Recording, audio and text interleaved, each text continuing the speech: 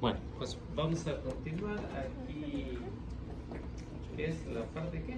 19, ¿no? La parte 19, estamos en la pregunta 852 o 112.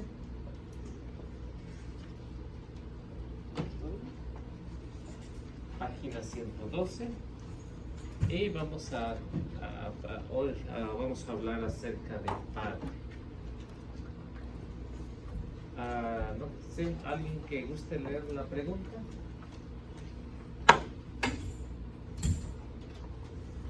¿Por qué los católicos llaman padre al sacerdote?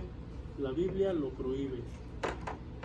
Bueno, la mentalidad de los hermanos separados es que no se le puede decir a padre a nadie en la tierra. Según ellos, Jesús prohibió llamarle padre a una persona. Ahora bien, si tomamos ese capítulo y versículo al pie de la letra de Mateo 23, 8 al 10, nos daremos cuenta que Jesús no está prohibiendo ese tipo de palabras para nosotros. ¿Qué es lo que Jesús está haciendo? Está prohibiendo lo que para muchos se enorgullecían en que los llamaran padre, jefe, doctor, en un sentido podríamos decir que se esponjaban como los guajolotes, ¿no? Ese será el problema, por eso Jesús trata de aclarar el sentido, porque él mismo va a decir que sí se le puede decir padre a una persona. Él lo va a decir en Lucas 18 y así vamos a ir analizando. También Lucas 16, ustedes ya escucharon el canto, también lo va a decir. Entonces sí se le puede decir. ¿Cuál es la razón que encontramos ahí en Mateo 23, 8 al 10? ¿Cuál es la prohibición y para quién es? Si es para todos, pues aquí lo vamos a encontrar. Si es para algunas personas, Jesús lo va a distinguir que es para algunas personas, que no va a ser para todos. ¿Quién tiene Mateo? ¿Bien? Lo que es ustedes, no se dejen llamar maestros, porque no tienen más que un maestro. Todos ustedes son hermanos. No llamen padre a nadie en la tierra, porque ustedes tienen un solo Padre, el que está en el cielo. Tampoco se dejen ustedes llamar guía, porque ustedes no tienen más guía que Cristo. Bien. Entonces, ¿qué es lo que encontramos o cuál es el sentido? Jesús está hablando con sus discípulos. Si leen los versículos anteriores se darán cuenta que hay un conflicto con los protestantes de aquel tiempo. Los protestantes de aquel tiempo, ¿qué es lo que estaban haciendo? Se estaban enorgulleciendo porque sabían un poquito más que los demás. Y cuando Jesús nota esto, se da cuenta que aquellos expertos en la materia se enorgullecían porque los llamaran padre, los llamaran ¿qué más?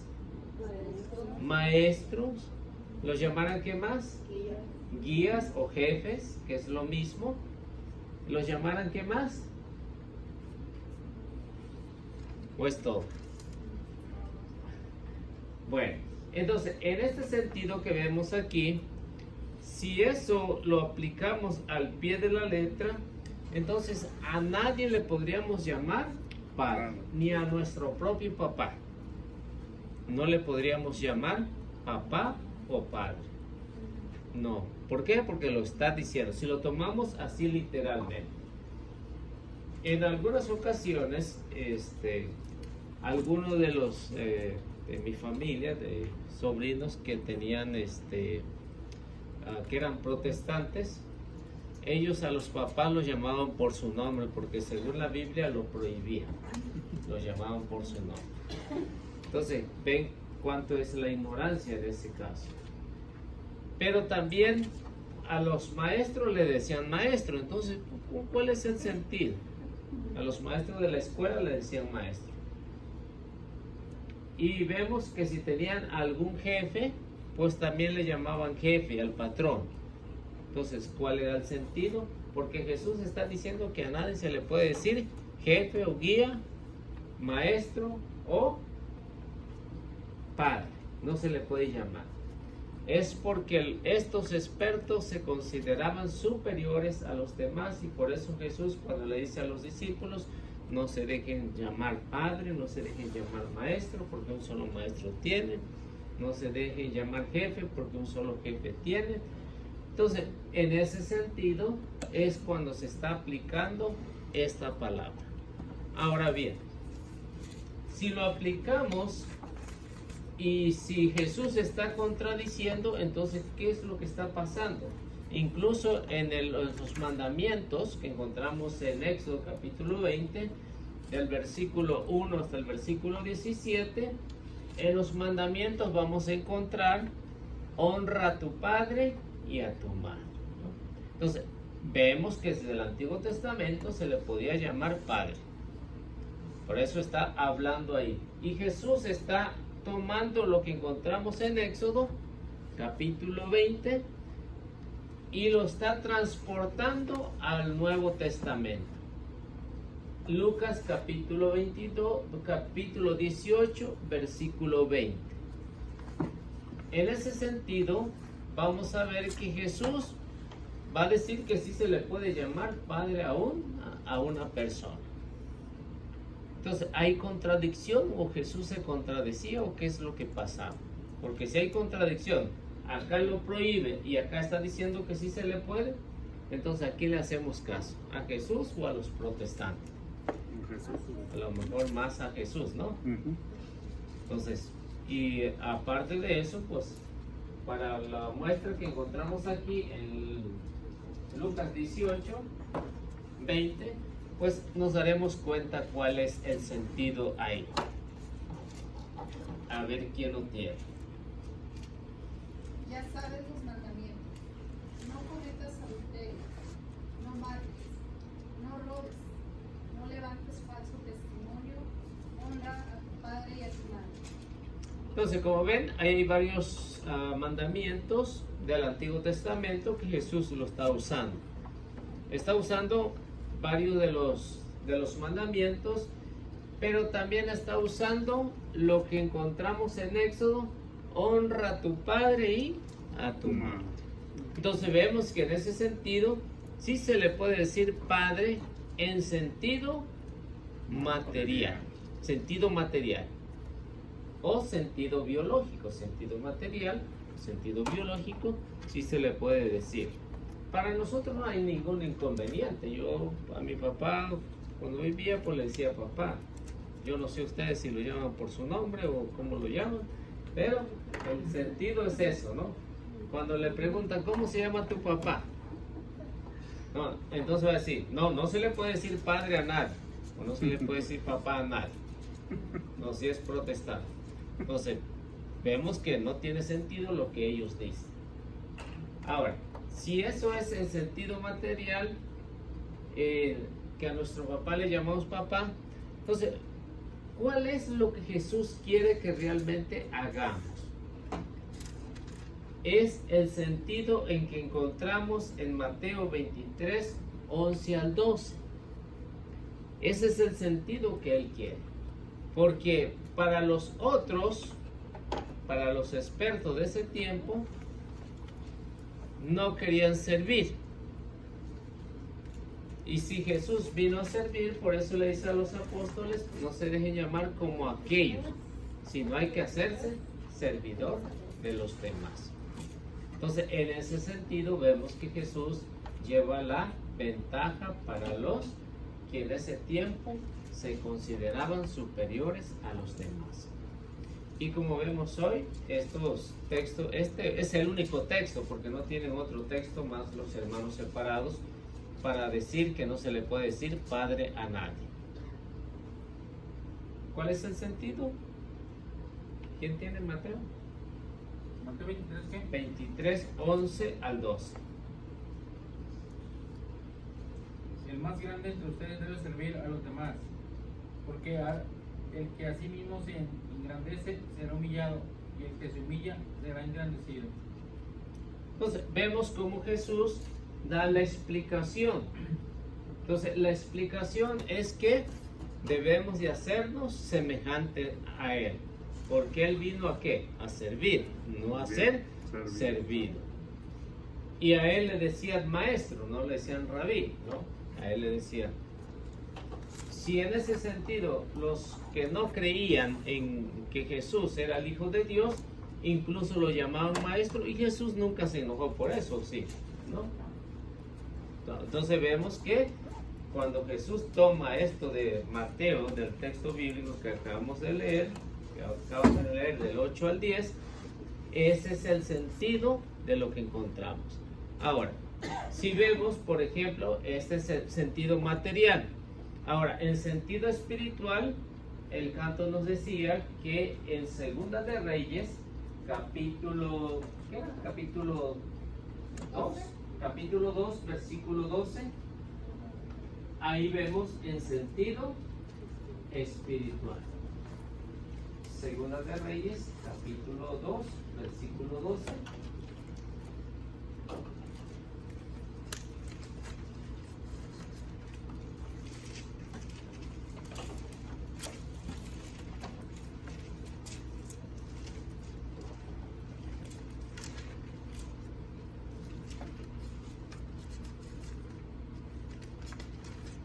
Recuerdo una plática que tuve con una hermanita testiga en la casa de Benny, que tocaba esto, ¿no?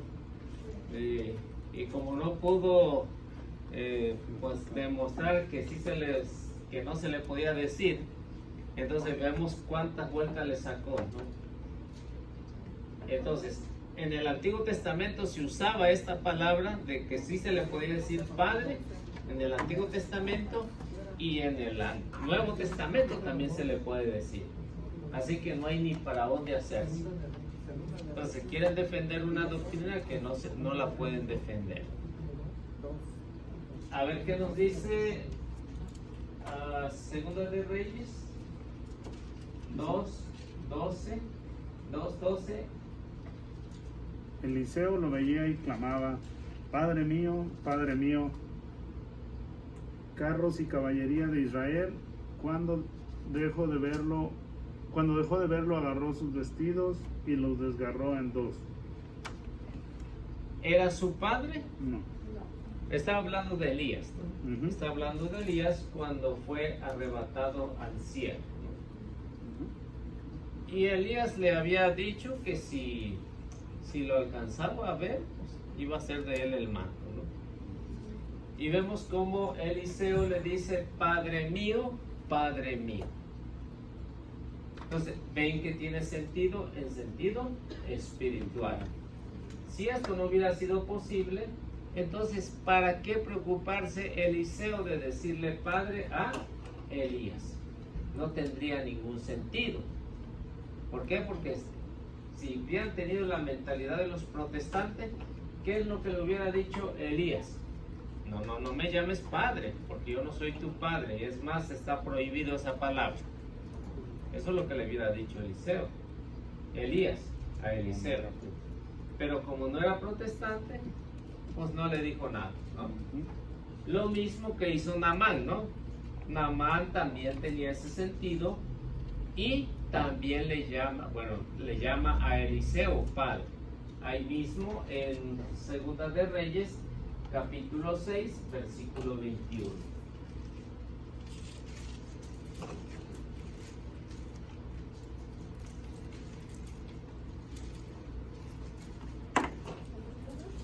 Sí, 6:21. Al verlos, el rey de Israel dijo a Eliseo: Padre mío, ¿debo matarlos? ¿Ven cómo el rey le dice a Eliseo que si le daba permiso de matar a los enemigos? pero le dice Padre mío. Y no era su padre, no era su papá. Pero en el sentido espiritual sí se le puede decir padre. Por eso es que en la iglesia a los sacerdotes le llamamos padre, por ese sentido espiritual. Y en realidad, ¿qué es un padre? Una guía espiritual. ¿En qué?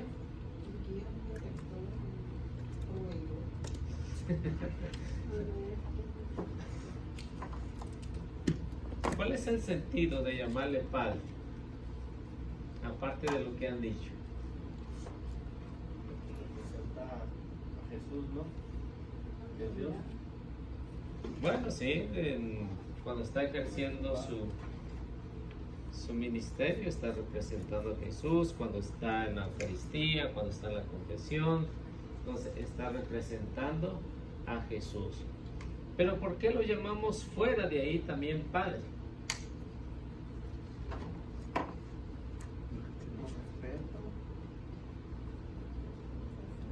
Sí, Porque pues, nos enseña, aparte de que quiere hacer los sacramentos. Porque era lo que hacía San Pablo, enseñar, ¿no? Enseñar. sí, y también vemos cuando le escribe a Timoteo, ¿no? Cuando le escribe a Timoteo, le dice, yo te he engendrado en la cárcel. ¿En qué sentido?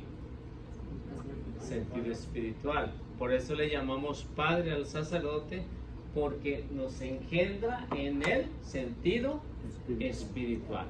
Como nuestros padres nos engendraron, por eso le llamamos padre, porque hay una engendración y ese es el sentido por qué le podemos llamar padre al sacerdote. Lo que hizo Eliseo con Elías, ¿quién fue quien lo engendró espiritualmente? Elías. El profeta Elías. Ahora, en el Reyes 6:21, ¿quién engendró a quién? Eliseo Namán. Eliseo Namán. 6:21. 6:21 Eliseo Namán. Sí, al rey, ¿no? Entonces vemos que hay un sentido por qué le llamamos padre, porque nos ha engendrado espiritualmente. En pocas palabras, yo también soy su padre de ustedes. No. Porque si no, no estuvieran aquí, ¿no? Entonces ese es el sentido. Espiritual. Nada más que no me lo digan, no le llamen padre. Bueno, entonces vemos que el profeta Eliseo, pues no lo reprende al rey, pero sí lo ayuda a decidir que no debe de matar a sus enemigos. Vamos a ver ahí mismo en 5:13.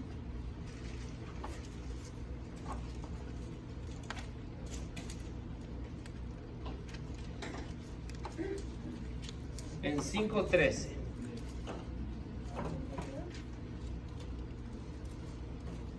Ahí mismo en Reyes, en Segunda de Reyes Pero sus 5:13. sirvientes se acercaron y le dijeron, Padre mío, si el profeta te hubiera pedido algo difícil, ¿no lo habrías hecho? ¿Por qué? Pues no lo haces cuando tan solo te dice, lávate y quedarás sano. Bueno, vemos que los sirvientes, los esclavos, le llamaban padre a su patrón. No lo llamaban jefe, no lo llamaban mayordomo, lo llamaban padre. Cuando Naamán, vemos que los versículos anteriores, piensa que Eliseo va a salir a recibirlo y a darle una bienvenida muy bonita. Pero vemos que Eliseo no hace eso. Y Naamán se enoja y ven que se quiere ir. Y los criados le dicen, Padre mío, si el profeta te hubiera mandado hacer una cosa difícil, ¿la harías? Pero el profeta te ha pedido cosa tan sencilla, nada más de meterte a bañar ahí al río y es todo. Lo que le hacía falta era un bañito nada más para que se le quitaran las lepras, ¿no? Y vemos cómo el rey Naamán accede y hace lo que Eliseo le había mandado hacer. Pero vemos que Naamán no reprende a sus criados por llamarle padre, en sentido espiritual. Entonces, ese es el sentido que encontramos ahí. Ahora, si vemos, por ejemplo, en el Nuevo Testamento, Tengo una pregunta, Elisa. sí, En cuestión de esto, nunca lo había equivocado nuevamente. Sé que está hablando esta cita bíblica en cuestión espiritual, pero creo que me llegó en Isaías 22:20, ¿verdad? Cuando le dice que le va a colocar el cinturón, ya saben cuál estoy hablando. Le dice, será un padre para ustedes. Por lo mismo, ¿no? Porque viene siendo un sentido espiritual. ¿Me entiendes lo que estoy diciendo? sí, el rey, todo rey, era el papá de los pollitos, de todos. Los que eran los súbditos, los que deberían obedecerle al rey. Para eso era consagrado. Todos los reyes eran consagrados y de esa manera pues vemos en Isaías cuando usa este término. Y tú serás su padre y ellos serán tu hijo, ¿no? Tus hijos. O sea que Ese- Eliaquim le dieron la llave del rey, de la casa del rey David. Sí, del Y rey. Eliaquim pasó a ser el padre de, de los habitantes de todo de los habitantes de Jerusalén, Jerusalén. menos de los pueblos paganos, porque ellos no obedecían. Ahora, si nos damos cuenta, los protestantes no obedecen, entonces no son, Hijos espirituales del Padre. Madre. no son del sentido espiritual. Así que tienen a otro papá diferente. Y el papá de ellos es Lutero. Por eso es que no aceptan la autoridad del Papa. Porque se podría decir que esto es una profecía de lo que ocurriría ahora con lo que viene siendo el Papa Francisco, ¿no? O sea, La sucesión, apostólica. la sucesión apostólica. Entonces, ven que en ese sentido espiritual, sentido material. Entonces, si ustedes se dan cuenta, hay más en sentido espiritual que en sentido material. Hay más citas bíblicas. Sentido material encontramos en Éxodo, lo encontramos en Lucas, pero el mismo mandamiento, el mismo mandamiento. En cambio, cuando se habla de sentido espiritual, pues encontramos a Naamán, encontramos al rey, encontramos en los jueces también, encontramos San Pablo, a las cartas de San Pablo, a las comunidades. Vemos que está más amplio en sentido espiritual que en sentido material o biológico. Es más amplio. Y pregunto por eso, porque muchos de los hermanos separados dicen, ¿por qué le dicen Papa al Papa Francisco, no? Pues ya sabemos. La razón de Isaías, del profeta Isaías.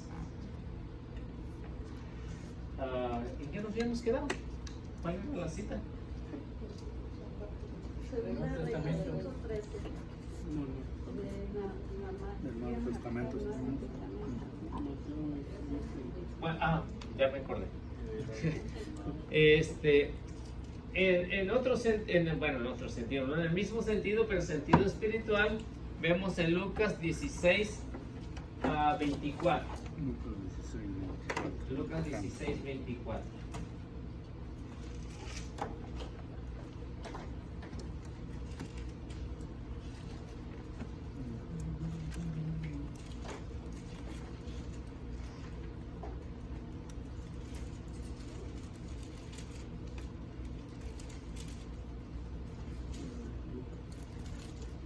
Ahora, si lo tomamos en el sentido espiritual y lo que está sucediendo aquí, aún después de muerto, de que han pasado a uno a mejor vida y el otro a peor vida, no le deja de llamar padre. O sea, que el título o el nombre de padre no se sustituye ni allá tampoco, ¿no? ¿Por qué? Porque lo vamos a ver aquí en lo que vemos en el caso de Abraham y el rico y Lázaro. ¿Qué es lo que nos dice? Entonces gritó: Padre Abraham, ten lástima de mí. Manda a Lázaro que moje la punta de su dedo en agua y venga a refrescar mi lengua, porque estoy sufriendo mucho en este fuego. Entonces, si esto no hubiera sido posible, porque eso no se le va a quitar, lo que vemos aquí, porque algunos dicen que es una parábola. Es una parábola. Pero si lo vemos en ese sentido, no es una parábola. Una parábola es algo que se inventa para dar una enseñanza. Como por ejemplo las 99, las 100 ovejas, ¿no? Las 100 ovejas. Se pierde una, entonces no sabemos si eran las ovejas o qué eran, ¿no? Pero Jesús está haciendo ¿cómo diríamos? Inventando una historia para dar una enseñanza en el sentido de que nosotros somos ovejas, ¿no? En este sentido que vemos aquí, sabemos por las Sagradas Escrituras que existió Abraham, ¿no? Sabemos que existió Abraham. Sabemos que existió porque ahí también habla de Moisés, ¿no? Sabemos que también habla de los profetas. Para mí, si lo analizamos un poquito, esto no es una parábola, si es algo real de lo que está sucediendo ahí, de lo que está pasando. Antiguo Testamento, pues no encontramos a Lázaro, pero sí encontramos a Abraham, a los profetas y a Moisés. Entonces, a Lázaro no lo encontramos en el Antiguo Testamento, hasta ahorita que lo menciona Jesús ya en el Nuevo Testamento. Entonces, si ustedes ven las parábolas y las diferencias de esta, se darán cuenta que, por ejemplo, la perla preciosa, el trigo y la cizaña, la pesca, entonces ven que hay una historia detrás de eso para dar una enseñanza. Pero aquí hay personajes reales que encontramos en el Antiguo Testamento. Esa es la diferencia. Ahora, si vemos ahí, el rico, ¿qué es lo que le está diciendo a Abraham? Padre Abraham, ten piedad de mí.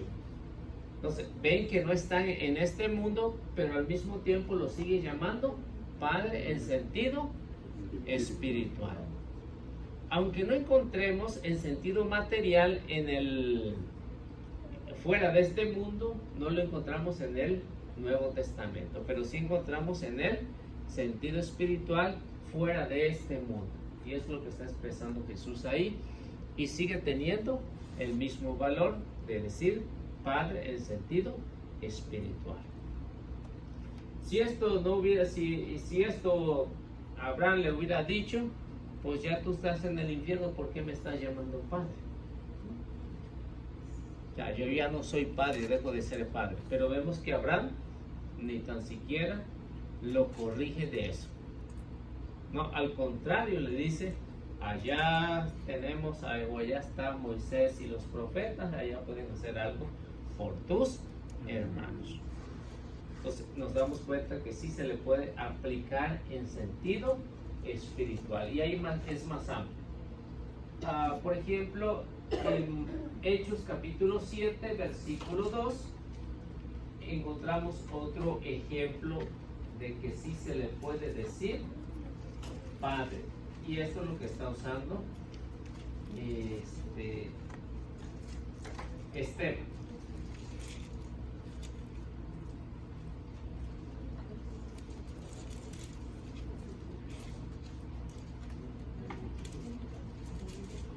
Hechos capítulo 7, versículo 2.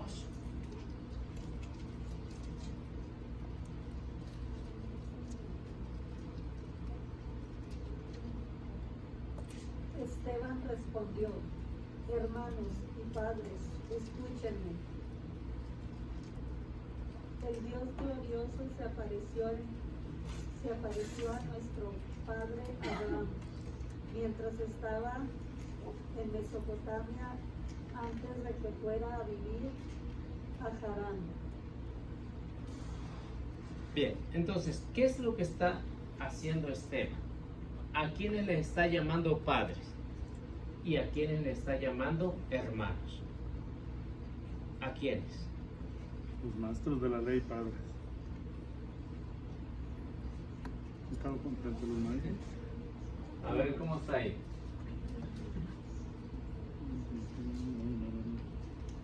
El versículo 2.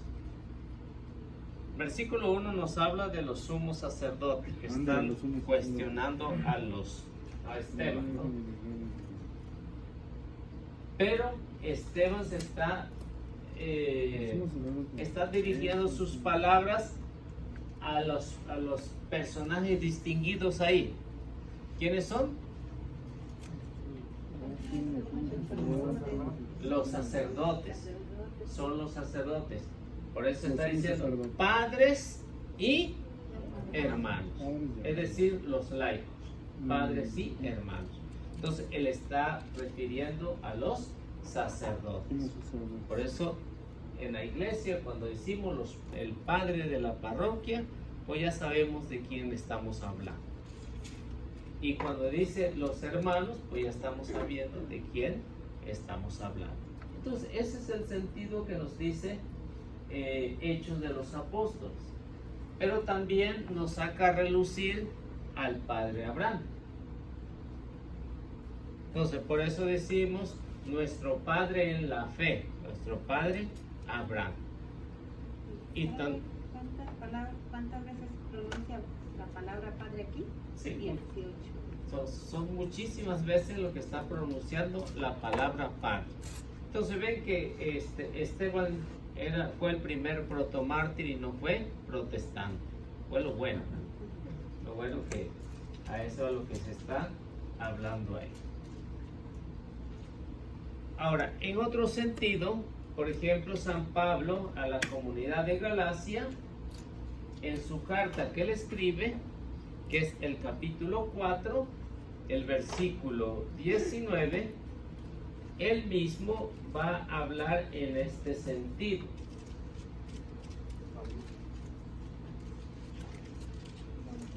En la carta a los Gálatas, en el capítulo 4, versículo 19. Gálatas 4:19.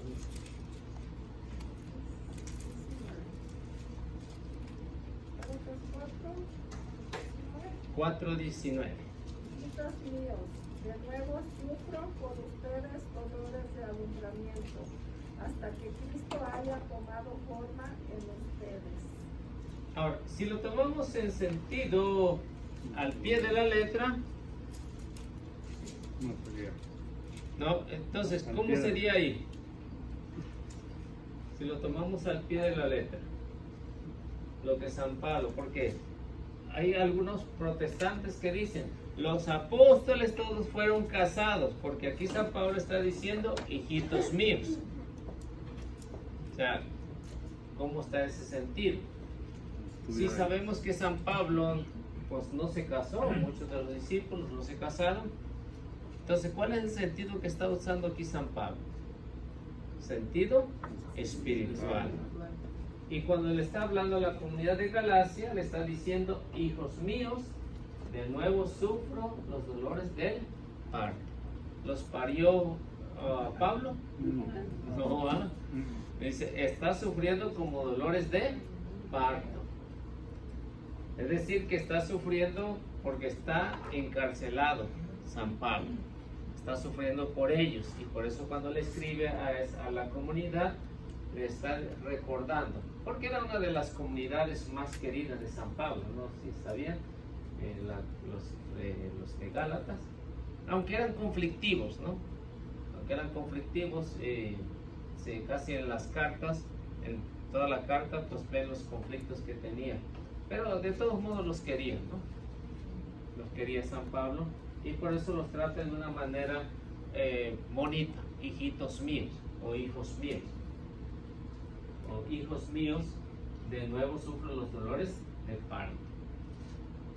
Así que en este sentido vemos que San Pablo casi en todas sus cartas va a usar este término. Le dice hijos o dice yo soy su padre. Ahí en la carta a los tesalonicenses, en el capítulo 2, versículo 11, va a usar otro término diferente a lo que usó aquí en Galacia. En Tesalónica usa pues las palabras que San Pablo sabía distinguir entre una comunidad y la otra. Primera de Tesalonicenses 2:11 al 2.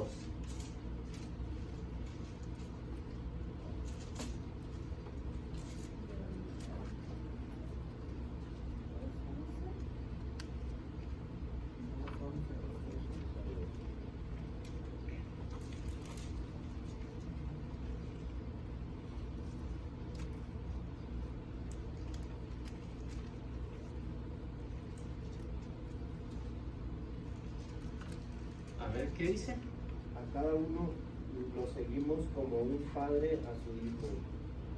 Los animábamos y los urgíamos a ver que llevasen una vida digna de Dios que los ha llamado a su propio reino y gloria. Entonces, ¿por qué usa San Pablo esa palabra de padre? Porque realmente lo fue, ¿no? Para todas las comunidades, para todas las que fundó, para todos ellos fue un verdadero padre. Entonces, ese es el sentido en que San Pablo está usando esta palabra.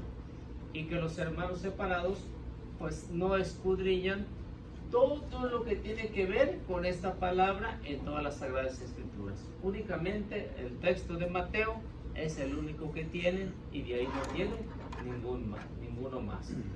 Entonces, pero debemos saber que como católicos, si tenemos todas las citas bíblicas, podemos dar una respuesta para poder desconfundir a los hermanos. Decía una hermanita la semana pasada, que platicaba con ella, me dice, es que yo estoy confundida. Digo, pues aquí estoy para desconfundirte si quieres, ¿no? O sea, que la plática van a seguir. Entonces, por eso vemos que si se presta, pues seguir explicándole. Entonces, esta semana que viene, el sábado, pues voy a hablar con ella acerca de la intercesión de la Virgen María. Estuvimos hablando acerca de las imágenes. Dice, yo estos textos no los había visto, nada más había visto lo de Salmo 115, es el único texto que le habían dado. Pero nos extendimos bastante, tuve como 3 horas ahí con ella, hablando de las imágenes. Entonces, si ven que no buscan, es lo que le decía, si ustedes buscaran todos los textos bíblicos alrededor de lo que son las imágenes, entonces no se confundiría. Pero como nada más buscan un texto bíblico, entonces por eso es el problema. Y es así como dice, pues entonces, pues siga viniendo, así que hay que aprovecharla, ¿no? Sí, lo que se puede. Para dar una respuesta a un hermano separado acerca de las imágenes, ya hemos visto los textos, pero dice, entonces, ¿cuál es el significado cuando se arrodillan ante la imagen? De respeto. ¿O por qué se le arrodillan a una imagen si solo hay que arrodillarse y doblar rodilla ante Dios? No, pues entonces, porque esa era la pregunta que me hacía la hermana también, me hacía la pregunta. Y decía que arrodillarse era adoración. Y le decía, si usted, por ejemplo, cae en un silla de rueda, entonces ya no va a poder adorar a Dios. ¿Por qué? Porque si arrodillarse es nada más adorarse a Dios, entonces no tiene sentido. ¿Por qué? Porque hay muchas personas que están en silla de rueda y no saben, no pueden arrodillarse. Entonces se van a perder, se van a condenar porque no están adorando a Dios. Entonces, arrodillarse no es adoración. Porque también me sacó lo de las velas. También me sacó lo de las velas. Digo, si prenderle vela fuera adoración, yo no veo aquí en su casa, no veo ninguna vela, entonces no lo adoro. ¿Qué? Todos los protestantes llevarían velas el día de su culto, ¿no? Sí. ¿Verdad? Entonces, y o en la casa, ¿no? O en la casa tendrían prendida una vela para decir, yo estoy adorando a Dios. Le digo, yo aquí no veo ninguna vela. Pues es que yo la he visto que en la iglesia mi abuelita la prendía. Bueno, por el significado que tiene para nosotros la vela, que significa la luz de Cristo. Por eso nada más. Y punto, no hay otra explicación. Y ya no me acuerdo qué más me decía acerca de que era adoración. Y entonces el problema es que como ellos no saben el significado de lo que era un ídolo y de lo que es una imagen. Entonces los ídolos, les decía, son de los paganos y las imágenes son de los cristianos, las imágenes. Porque en aquellos años la mayoría de la gente no sabía leer. Se educaban a través de las imágenes. No es como hoy ya no le tomamos importancia. Nada de importancia. ¿Por qué? Porque la mayoría cuando menos sabe deletrear, ¿no? Pero en aquellos años, no. Todo lo hacían a través de imágenes. Ese era el sentido. Ahora, si ese es el sentido, entonces debemos saber que en las Sagradas Escrituras, lo que estamos hablando de Padre, dónde lo encontramos y por qué se usa. ¿Por qué se prohíbe? ¿Por qué lo prohibió Jesús? ¿Y por qué acá habla de eso? Lo mismo que tanto en el Antiguo Testamento como en el Nuevo Testamento. Entonces está repleto de enseñanza de lo que hemos visto. Por ejemplo, en la carta a los Corintios, capítulo 4, versículo 15, San Pablo vuelve a usar otra vez este mismo término de Padre.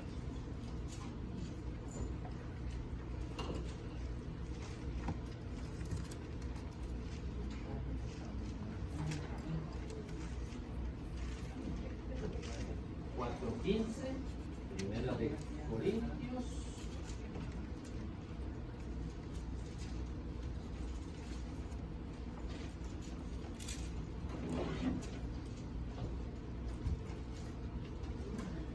A ver qué nos dice. ¿Qué nos dice San Pablo?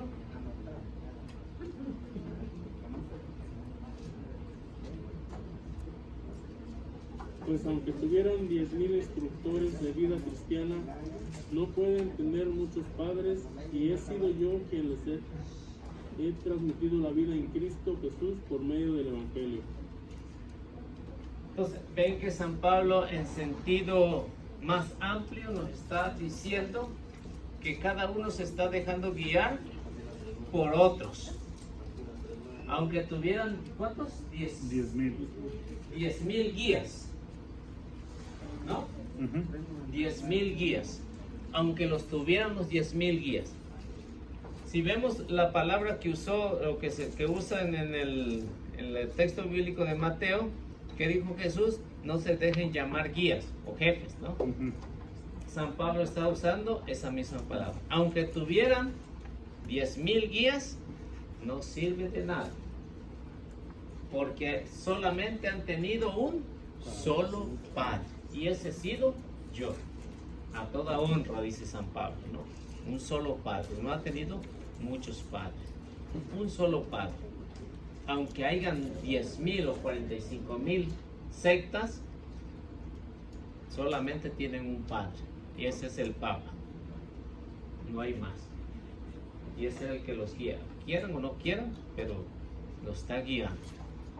O sea, si hay 10,000 que están por allá fundando, o 25,000 o lo que sea, pero en ese sentido hay un solo Padre y ese es el Papa de la Iglesia. Lo que Isaías hablaba.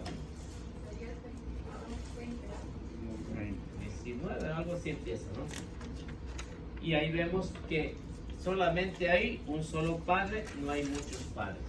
aunque pueden haber 10,000 pastores, pero hay un solo papá. Y ese es el Papa Francisco hasta el día de hoy. Ahora, en lo que encontramos en el Antiguo Testamento en sentido espiritual, saben que el pueblo de Israel los respetaba del mismo modo como un papá material, los respetaban en sentido espiritual. Y ahí tenemos, por ejemplo, Josué 17:10. Josué. No, Jueces, ¿verdad? Jueces 17:10 y 18:19. Entonces había un gran respeto para el sentido espiritual. Si lo había en sentido material, se imaginan mucho más en sentido espiritual, que es lo que más habla las Sagradas Escrituras en ese sentido.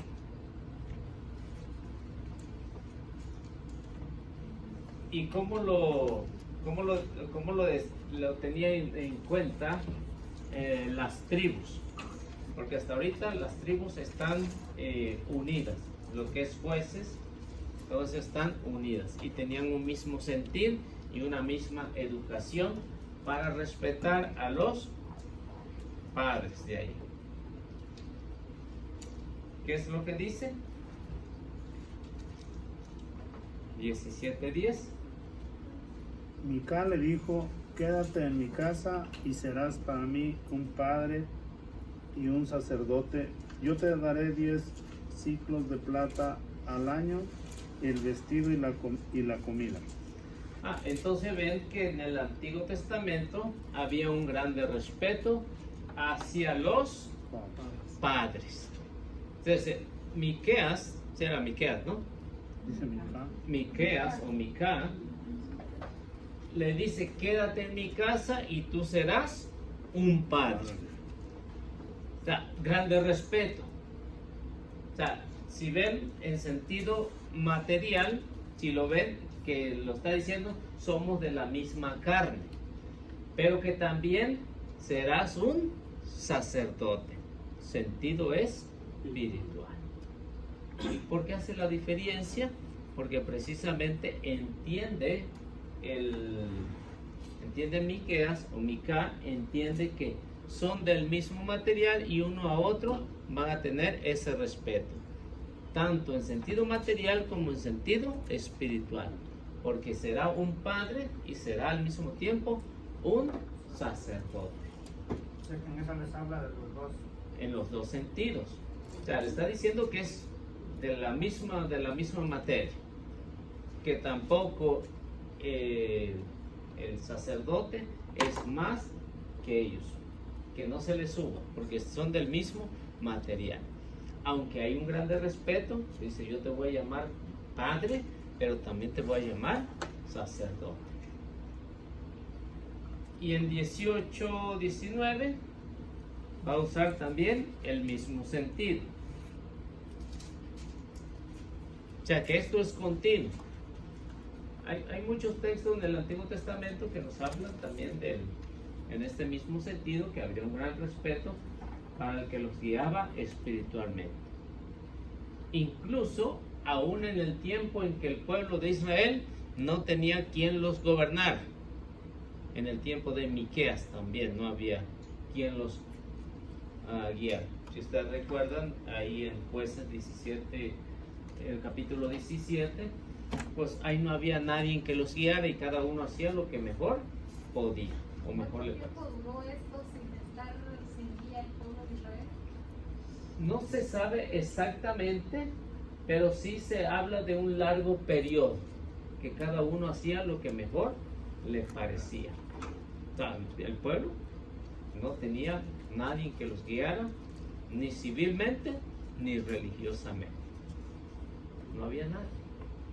Y en ese periodo fue cuando más se prostituyeron con los ídolos. No tanto. No tanto porque si ves del capítulo 15 al capítulo 18, no hay tanta inclinación hacia la idolatría. En cambio, de ahí para atrás, estando los guías, porque los guías, el pueblo seguía al guía. Si el guía caía en la idolatría, todos caían. Como ahí no hubo quien los guiara, pues entonces ni a quién echarle la culpa. Esa era la diferencia. Por ejemplo, encontramos el que lo estaba guiando, por ejemplo, el capítulo 32 de Éxodo, ¿no? Lo estaba guiando por ese momento Aarón. Aarón cayó en la idolatría, todo el pueblo cayó en la idolatría. Llegamos a los jueces, capítulo 1 y capítulo 2, vemos que los jueces cayeron en la idolatría y todo el pueblo cayó en la idolatría. ¿Por qué? Porque seguían al jefe. Ese era el problema. Si el jefe lo hace, está bien. Entonces vamos a seguir. Y por eso, si aplicamos el dicho, ¿no? La gente va donde va Vicente, ¿no? ¿Cómo está? ¿Algo así? Sí.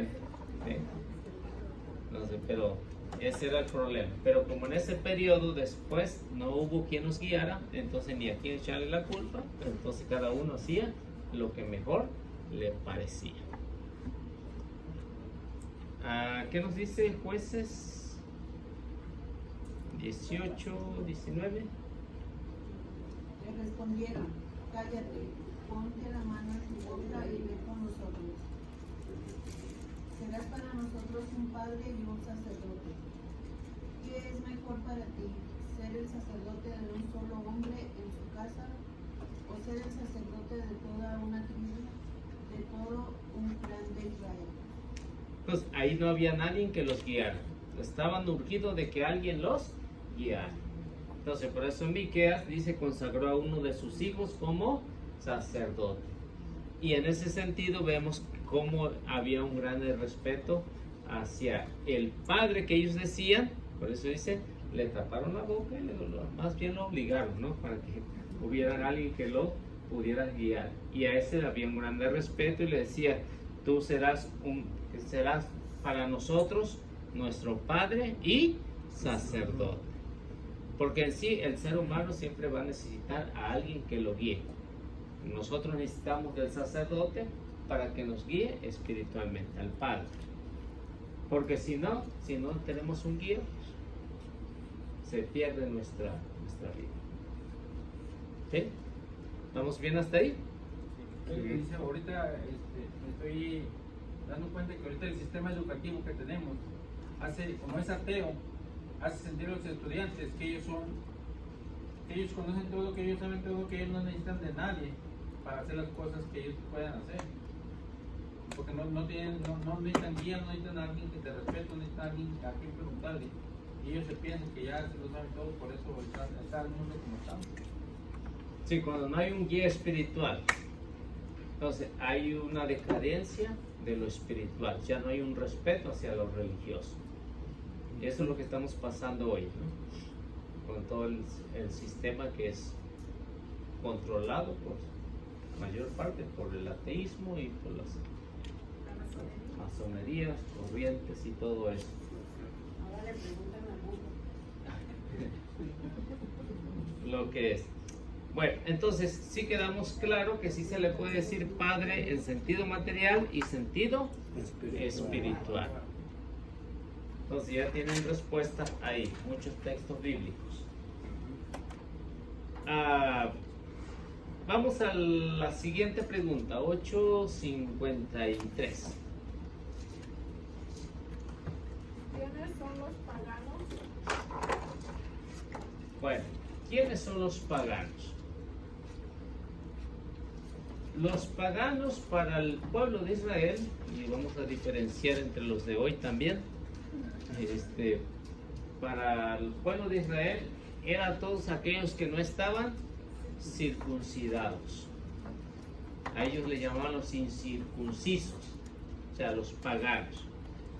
Es decir, que los paganos, a diferencia de ellos, eran politeístas, tenían muchísimos dioses, muchos dioses. Entonces había una tolerancia de dioses para los paganos. Para el pueblo de Israel, un solo Dios. Entonces había un monoteísmo y un politeísmo. Entonces dentro de los politeístas encontramos a todos los pueblos que son paganos. Hoy hay una mezcla de pagano cristiano, que casi viene siendo lo mismo, no hay mucha la diferencia. La diferencia es que ellos están bautizados, pero siguen siendo paganos. Esa es la única diferencia. En el antiguo pueblo de Dios, pues ellos estaban circuncidados, los otros no. Por eso les llamaban paganos. Pero hoy tenemos paganos cristianos. Entonces ya, si ven en un sentido, ya crecieron un poquito. ¿Cuáles son los paganos cristianos?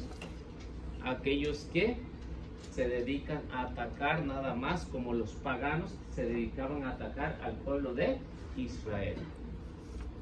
Ahora los paganos cristianos, ¿qué es lo que hacen? Atacan desde adentro a la misma iglesia. Esos son los paganos cristianos, o al menos se dicen ser, ¿no? Por tanto alejamiento, porque hoy hablé con un compañero de trabajo y dice que es católico, no dice de las imágenes. Sí, dice, pero es que en la iglesia ya ves que dice ahí que no adoren, ya casi está protestando. Se considera católico, supuesto. Pero Claro. ese es el problema. Y ahorita que está hablando Carlos, la hermana me decía, es que yo he hablado con muchos católicos y ya están cumpliendo la Biblia. Ya están cumpliendo la Biblia porque ya están quitando todas las imágenes de las iglesias. Sí. Digo, pues a lo mejor esos católicos andan en otro changarro, no en la iglesia católica, ¿no? Porque así empezamos, ¿no? Entonces decía, pues es que yo he hablado con muchos católicos y ellos me dicen que ya en la iglesia católica no hay ni una imagen. Ya no hay ni una. Le digo, pues yo creo que le han mentido, porque en cada parroquia está designada por un nombre, está designado. Digo, San Cayetano está designado por San Cayetano y tiene la imagen de San Cayetano. Nuestra Señora de Guadalupe tiene la imagen de Nuestra Señora de Guadalupe. Quién sabe dónde estarán yendo esos otros católicos, ¿no? Santo Domingo tiene la imagen de Santo Domingo. Y así se van identificando todas las parroquias, todas las iglesias, sea parroquias o ermitas o capillitas, todas tienen imagen. Si los católicos, aunque no sea muy católico, vamos a encontrar cuando menos una imagen en sus hogares. Al menos que ya tengan mentalidad protestante, ya la sacaron, ya la tiraron, ¿no? Pero vemos que esos son los que se dicen ser cristianos paganos, o así los diferenciamos. En ese sentido, ahora, si el pueblo de Israel sabía obedecer a Dios y lo obedecía al máximo, cuando realmente quería obedecerlo, pero cuando no, igual se portaba como los paganos. O sea, lo mismo que pasa hoy con la iglesia. Es lo mismo. O sea que el ser humano, aunque crea que existe un solo Dios, va a tender de repente a volverse un pagano.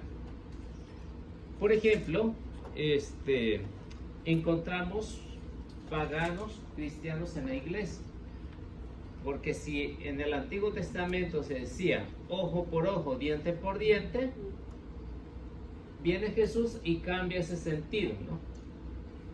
Quien te dé una bofetada en la mejilla izquierda, ofrécele la derecha. Y hay muchos cristianos que decimos, a lo mejor nos incluimos también a nosotros ahí, si Él me la hizo, Él me la paga. Entonces estamos actuando como paganos. No estamos actuando como cristianos. ¿Sí? Entonces, si Él no me habla, tampoco yo lo hablo. Entonces estamos actuando como paganos. aquel me hizo algo, pues yo le guardo resentimiento. Entonces estamos actuando como paganos también. ¿Se ven la diferencia? ¿Ven la idea de lo que es la pregunta? ¿Quiénes son los paganos? Puede estar aquí dentro de la iglesia o también fuera de la iglesia. Estos son los paganos. Por ejemplo, ahí tenemos una cita bíblica de Mateo capítulo 10, versículo 5.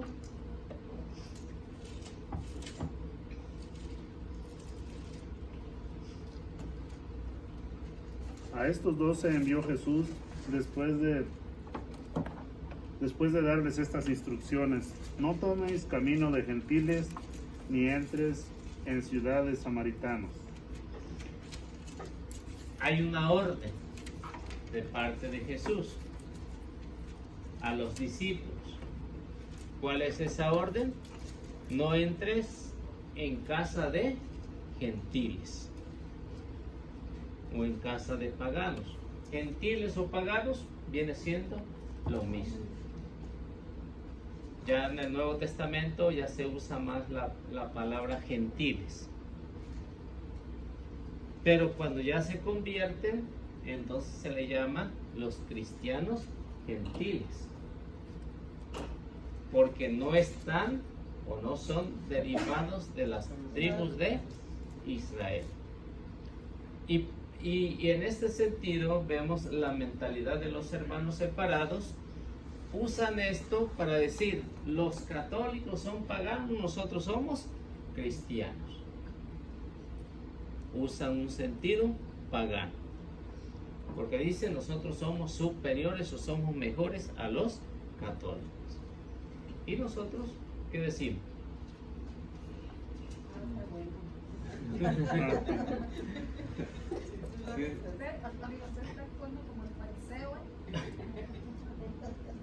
Entonces nosotros no usamos ese mismo término para referirnos a ellos, ¿no?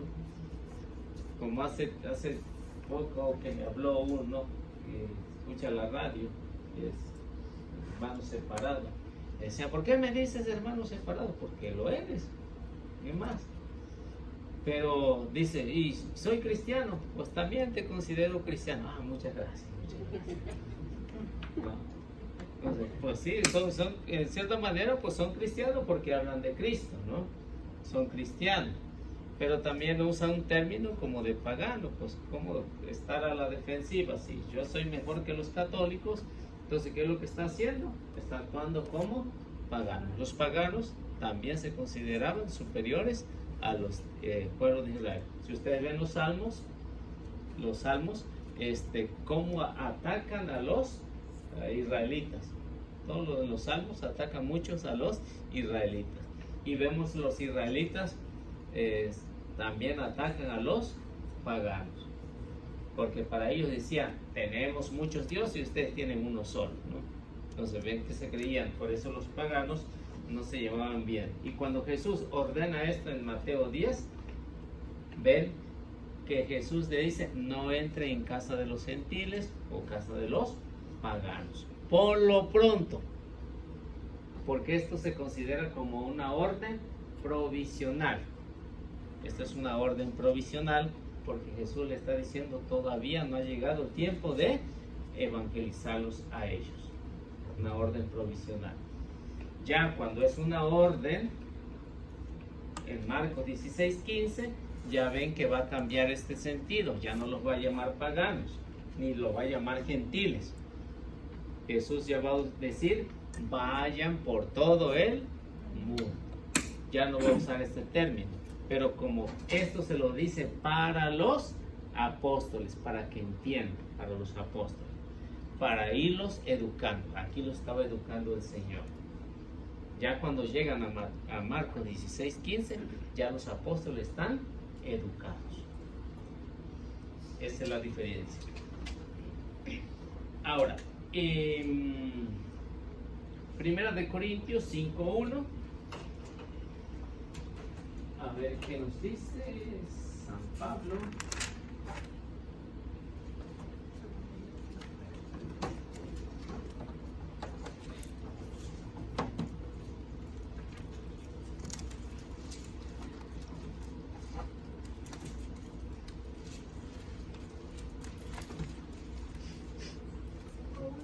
5:1.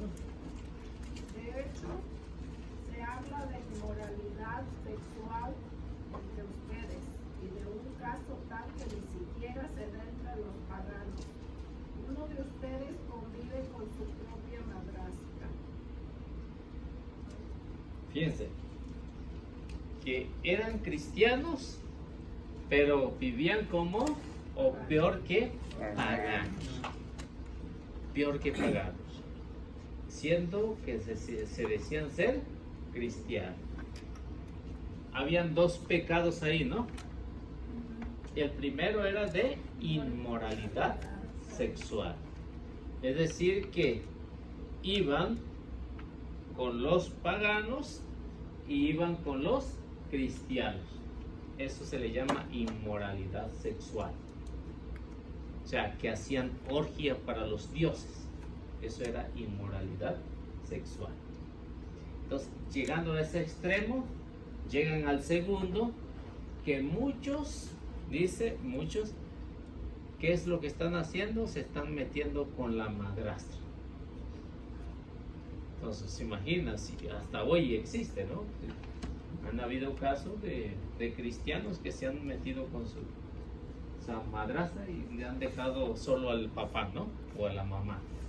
No nada más al papá o también a la mamá. Ha habido casos que se dicen ser cristianos, están bautizados, ¿no?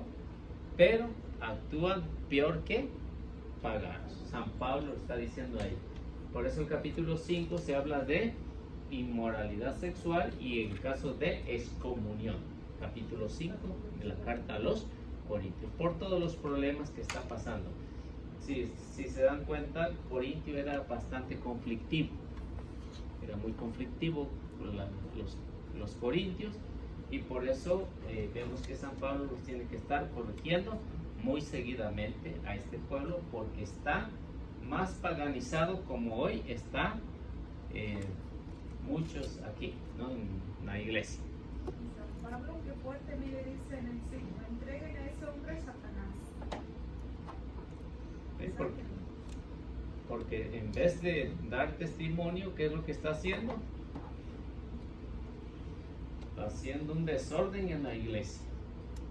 Y por eso dicen, mejor hay que sacarlo. Eso se le llamaba excomunión, ¿no? El capítulo 5.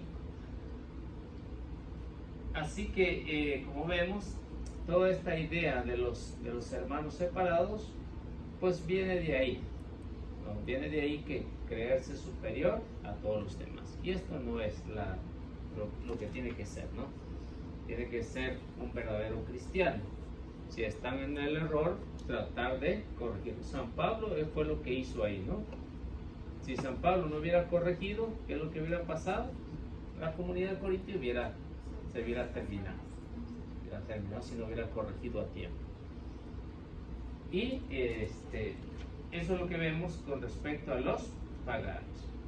Entonces, hoy, tenemos que ver que muchos, pues ya tienen muchos dioses, se han adentrado en muchos dioses, incluso católicos, pues ya creen en las barritas, ya creen en la nueva era, ya creen en Satana muerte, como dice Laura, ¿no? Entonces vemos que ya están hasta allá, ya se han paganizado más porque ya tienen muchos dioses.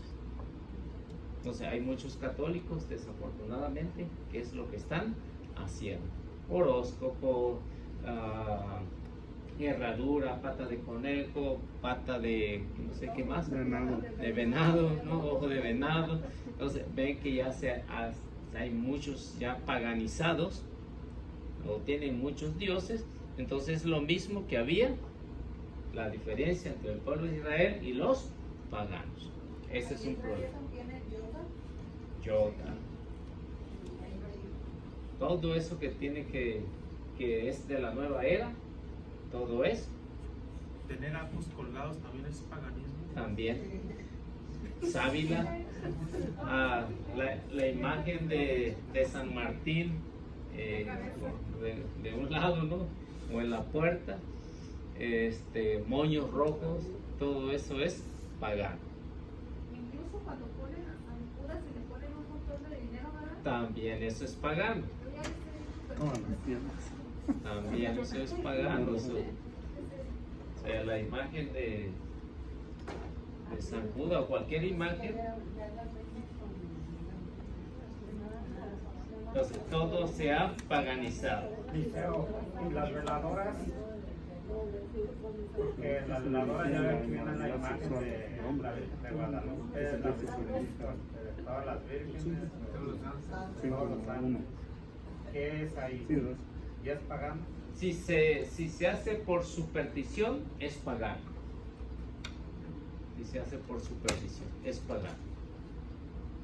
O sea, si dice, no le voy a prender esta velita para que me haga este color, eso ya es pagano. Ya es pagano, porque ya no es por el sentido de la luz, sino porque quiere algo. Y no es dinero. Esa imagen y se pone nomás la pura veladora. ¿Tienes qué? No, se les quita la imagen esa. No. Ateo. O sea, no es así como una negociación. Así, que yo que voy a prenderle una vela a San Judas para que me ayude a conseguir trabajo. Yo pienso que eso es pagano, ¿no? O fuera de... Sí, ya está perdiendo el sentido de lo que es la veladora. Entonces se paganiza en vez de cristianizarse y se pierde el símbolo. Sí, perdón, incluso hay muchas personas que dicen, es que ahí hablan de la Virgen y hablan del santo, pero son los que leen las cartas, los que dicen todo esto y tienen las imágenes de la Virgen, pero la usan de una manera pagana, no de una manera para atraer a la gente, Sí, no para que sea ellos los que realmente... Dice, no, pues, traslado que me baja o que me tiene el Cristo, tiene la imagen de las, o sea, un montón de imágenes de Virgen, de Pulpico y de todas tienen ahí. el problema es que el católico es el más ignorante. Ese es el problema, que el católico es más ignorante. Ve la imagen de la Virgen de Guadalupe, pero no lee cómo está la oración que trae ahí, ¿no? No. Entonces hay que ir analizando lo que es la oración. ¿Cuál es el sentido de esa oración que viene ahí? Entonces poner veladoras sin imagen, nomás así. O puede ser con una imagen, pero que no tenga, por ejemplo, una oración de lo que es esta de la nueva era, ¿no? De la nueva era. Incluso hay unas imágenes de la Virgen de Guadalupe que ya están alteradas. Sí, pues es que es la nueva era, o sea que ya no se distingue cuál es. Sí. O sea, que viene siendo lo mismo. Entonces, si saben distinguir, entonces se darán cuenta. Lean y verán que tiene otro sentido las oraciones. Eliseo, pero entonces no es correcto tener una imagen, aunque uno tenga claro que es únicamente intercesión. Bueno, ahí cambia el sentido. Es bueno tener una imagen de cualquier santo, pero ya sabes que no lo está usando como un amuleto. Ese es el sentido. Lo estás usando, ¿por qué? Porque cuando miras la imagen, ¿qué hizo este? Entonces yo quiero seguir el ejemplo de ello para llegar a la santidad. Para eso son las imágenes, con ese sentido. Pero ya si lo usa, voy a poner la imagen de San Judas Tadeo aquí para que me cuide la casa. ¿No? Entonces una imagen no le va a cuidar la casa, entonces ya lo está usando como un amuleto. No, entonces parece el sentido. Es lo mismo como hay personas que le dan un beso a la imagen. O sea, es el mismo sentido que uno le esté representando. Es de señal de respeto, ¿no? O sea, uno lo tiene definido. Sí, que tenga definido lo no que... es a la imagen, sino a lo que significa. Sí, es señal de respeto. Es como si uno trajera en su cartera, por ejemplo, la foto de la esposa o del novio, ¿no? Y cada vez que la saca, pues le da un besito, ¿no? Entonces, pero diríamos, el beso no se queda ahí, su pensamiento está allá, en la persona a la que realmente quisiera, o a la mamá o al papá, ¿no? Y hasta siente como que se lo dio de verdad. Sí. Un suspiro. Entonces, ese es el sentido. Pero si se usa como un sentido de amuleto, pues entonces ya no tiene. Se vuelve pagano. Bueno, vamos a la siguiente. Si no hay una pregunta más que eso, ya sí sabemos distinguir entre lo que es un pagano y un cristiano y no confundirse entre pagano cristiano.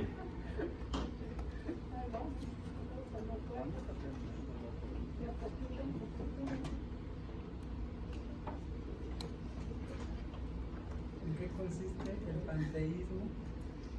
Bueno, ¿en qué consiste el panteísmo? Yo no sé si ustedes saben que esta idea no es nueva.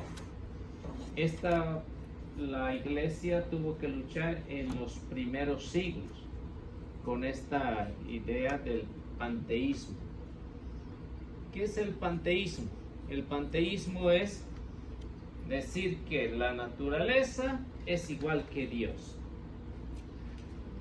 O yo no sé si ustedes han escuchado esta frase que dice: pues ahora nos está atacando nuestra madre naturaleza. Eso es un panteísmo. Eso es un panteísmo. Porque la naturaleza no nos parió. No es nuestra madre. ¿Sí? Sí, notan la diferencia, ¿no? Entonces, eso, incluso yo lo escuchaba hasta en católicos, en medios de comunicación, que la madre naturaleza. Cuando hay un desastre, cuando hay algo, siempre acusan a la madre naturaleza. Eso se le llama que la naturaleza es igual a Dios. ¿Sí? Entonces, ese es el panteísmo. El panteísmo eso es lo que luchó la iglesia en los primeros siglos, y decían que tenían esta idea, este concepto que decían que el mal y el bien eran lo mismo. Ese es el panteísmo. Y decían en aquellos, no recuerdo cómo se llamó la secta esta o el grupo que empezó con esto, porque si ustedes saben, las herejías mueren por un tiempo y a los siglos vuelven a resucitar otra vez. Entonces, en los primeros siglos, muchos decían que en el ser humano estaba constituido de una naturaleza que era divina y una naturaleza que era humana. Y que en esa naturaleza no había pecado. Entonces, eso es lo que se le conoce como el panteísmo. Son corrientes que afectaron mucho en aquellos años y que hoy vuelven a resurgir otra vez en este sentido. ¿Qué es lo que quieren hacer? Quieren hacer que uno crea nada más en la naturaleza. Por ejemplo, la yoga, ¿no? Concéntrate hasta lo más. Entonces, ese es el... Entonces, la nueva era de un abrazo de luz. Esto es el problema, ¿no? Este es el problema, que son creencias orientales, todo esto que viene aquí del panteísmo. Todos esos son orientales. Y que han hecho bastante daño aquí a la comunidad católica, a los cristianos también, porque también muchos caen en eso, no nada más los católicos. Así que esto no es nada más para ellos, sino es para todos. ¿Por qué? Porque en un sentido, si ustedes ven el Antiguo Testamento, se crea una idea de esto de los griegos, ¿no? De los griegos. Y hay una idea también en lo que son los gimnasios, ¿no? Porque de ahí surgen, de los griegos, surgen los gimnasios de los griegos. Los gimnasios eran para demostrarle a sus dioses qué es lo que podían hacer. Y hoy vemos que por donde quiera tenemos esas cosas, ¿no? y que muchos quieren tener un cuerpo pues muy esbelto, ¿no? Esto también era en el Antiguo Testamento, había un tipo de panteísmo en el Antiguo Testamento. Y por eso muchos judíos cayeron allá, se fueron ahí con los griegos, cayeron también en esta misma creencia de los griegos. Y como ven, los gimnasios de aquellos años que nos mencionan, no sé en cuál libro, lo hacían desnudos, ¿no? Por eso es que muchos iban allá, porque todo se hacía desnudo, tanto hombres como mujeres. Entonces, en este sentido, vemos que el panteísmo no es nada nuevo, sino es viejísimo, pero muere y vuelve otra vez a resurgir con los años. Y por ahí nos menciona cuáles son algunos grupos ahí, por ejemplo, el espiritismo, la masonería, la teosofía, el cientismo, el hinduismo, el budismo y todo lo que tiene que ver con la nueva era. Todo esto se practica, todo lo practica. ¿Ah? Los que creen, teo viene de la palabra Dios, teo, de la palabra Dios, y luego fía, es decir, vamos a hacer lo que nos manden los dioses. O sea, esa es la mentalidad de ellos. O sea, hay muchos dioses, porque teo se refiere a Dios. Pero ya si le agregas lo siguiente, pues ya se convierte en algo más, no de un solo, sino de muchos. Y bueno, ya todos los demás, pues yo ya han escuchado hablar de ellos, ¿no? Cuando menos algo. De los que creen que a través de la ciencia llegan a la salvación. Y por ahí hay en el diálogo con los protestantes, ahí está explicado cuál es su doctrina, los cientistas, ¿no? Cientistas, ahí en el diálogo. Lo mismo que la cienciología. Llevan ese mismo sentido. De esta Judith, ¿cómo se llama esta señora? De los cientistas, la que fundó Edith, no sé cómo se llama, cómo se apellida esta señora. Y tiene muchos programas de televisión y de radio, ¿no? Sí, ¿tiene muchos seguidores? Tiene muchos seguidores. Uno que nos hablaba mucho a la radio, ¿cómo se llamaba? Edith Macedo. Esa mero, ¿no? Edith Macedo. Nos hablaba mucho a la radio y muchas veces me invitó a que fuera con ellos a un lugar que se reúnen acá por ley, no sé por dónde. No fui porque me hablaban el día que estaba ocupado y le digo, no puedo abandonar lo que tengo que hacer por ir allá a tu clase, lo que quieras hacer allá. Pero digo, pues cuando sígueme hablando, pues puede que un día te acompañe, que iba a venir el jefe de ellos a darles una charla acá, digo, de lo que me perdí. No, y aparte de eso me habló y me dijo, te voy a regalar un libro de esta señora. Y sí, me lo regaló. Pero en ese sentido lo estaba leyendo, ¿no? Pero hay muchas contradicciones en el libro. Dice, este es lo máximo del que se ha escrito de esta, pero no tiene sentido. Y yo ahí lo tengo marcado. Si algún día me habla, pues ya saben, vamos a hablar de este y de este punto, ¿no? Porque todo lo fui subrayando, todo lo que yo digo que está en contra de lo que es las Sagradas Escrituras, porque toman pasajes bíblicos, pero los malinterpretan. Estos son los cientistas, ¿no? O sea, lo que está en contra del cristianismo. Sí, está en contra, pero tomando pasajes de la Biblia. Sí, como el libro del Mormón.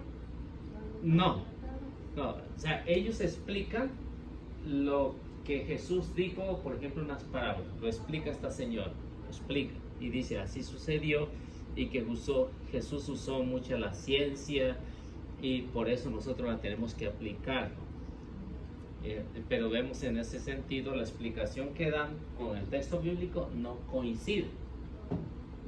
No es la explicación correcta. No es la explicación correcta. Yo ahí tengo el libro y si algún día me habla, pues, digo, pues, y me dijo, si tienes alguna duda del libro, y cuando te hable, pues, bueno, sí, pues cuando tengas chance me hables, pues podemos platicar. No sé si todavía sigue escuchando el programa, pero todos los domingos casi hablaba la radio, no sé si ustedes se acuerdan, pero casi todos los domingos hablaba, como el Panchito. Todos los domingos hablaba.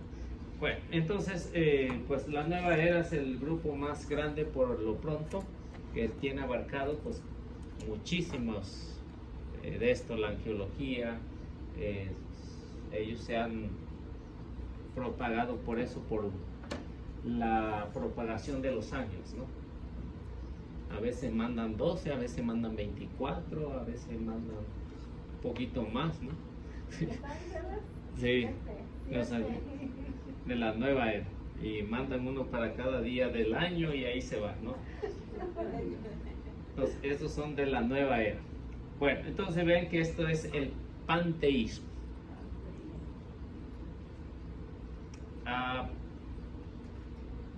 Bueno, ya nos quedamos ahí, ¿no? Nos quedamos ahí para no entrar porque la siguiente pregunta pues está un poquito bastante larga para hacerlo completo, ¿no? Lo que es el Papa. Bueno, algo que tengan, alguna pregunta de lo que es de lo que hemos visto.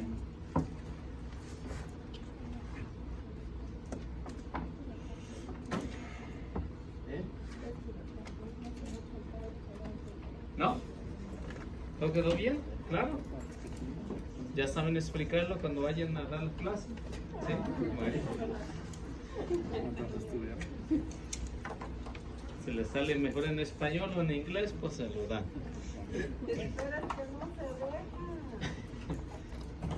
Bueno, nos agarramos a dialogar un poquito el sábado.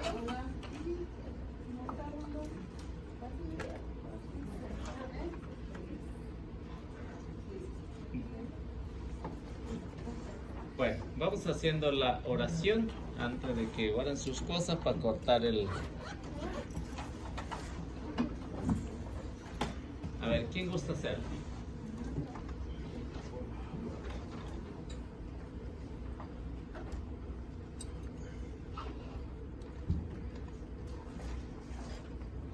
En nombre del Padre, del Hijo y del Espíritu Santo. Amén. Amén. Te damos gracias, Señor, por otro día más de vida y por otra clase más que hemos concluido, y que todo esto que aprendemos lo llevemos a nuestros hermanos allá afuera, y que el Espíritu Santo abra nuestras mentes cada vez que exponemos con otras personas para que podamos explicarle y que hablar de ellos para que nos escuchen, y que día a día vayamos creciendo y que se nos aumente nuestra fe. Nos despedimos con el Padre nuestro que nos dejaste con esta oración. Padre nuestro que estás en el cielo, santificado sea tu nombre. Venga a nosotros tu reino y hágase tu voluntad, así en la tierra como en el cielo. Danos hoy nuestro pan de cada día, perdona nuestras ofensas, como también nosotros perdonamos a los que nos ofenden, y no nos dejes caer en la tentación, y líbranos del mal. Amén. Y a ti, mamita María, nos despedimos con esta rosa. Dios te salve María, llena eres de gracia, el Señor es contigo. Bendita eres entre todas las mujeres y bendito es el fruto de tu vientre, Jesús. Santa María, Madre de Dios, ruega, Señora, por nosotros pecadores, ahora y en la hora de nuestra muerte. Amén. En nombre del Padre, del Hijo y del Espíritu Santo. Amén. Bueno, que Dios los bendiga y nuestra Madre Santísima los acompañe.